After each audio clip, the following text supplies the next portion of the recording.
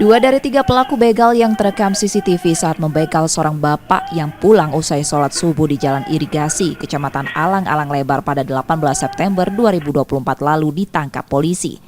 Satu tersangka, Ageng, terpaksa ditembak mati polisi karena berusaha menembaki polisi dari atas loteng dengan senjata api rakitan saat proses penangkapan. Sementara satu pelaku bernama Rohkit berhasil ditangkap. Dari penangkapan tersebut, polisi mengamankan satu pucuk senjata api rakitan beserta 4 amunisi. Menurut polisi, pelaku sudah lebih dari 10 kali beraksi di kota Palembang. 2 korban dilukai pelaku dengan senjata tajam.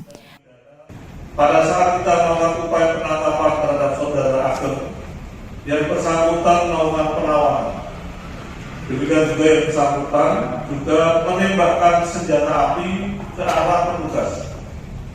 Oleh karenanya, kami sudah melakukan tindakan yang terukur, baik peringatan dan pada akhirnya kita melakukan tindakan eksekusi penembakan.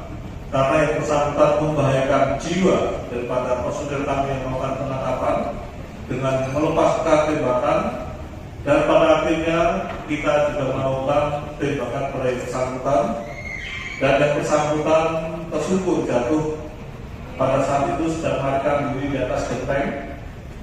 Kemudian kita melakukan penembakan dan yang bersangkutan tersungkur di depan. Yang bersangkutan kita bawa ke rumah sakit Bali, dan sesampainya di rumah sakit Bali yang bersangkutan meninggal. Polisi masih memburu satu pelaku lainnya yang diketahui bernama Ade dan seorang penadah motor bernama Dede. Tersangka yang tertangkap terancam hukuman mati.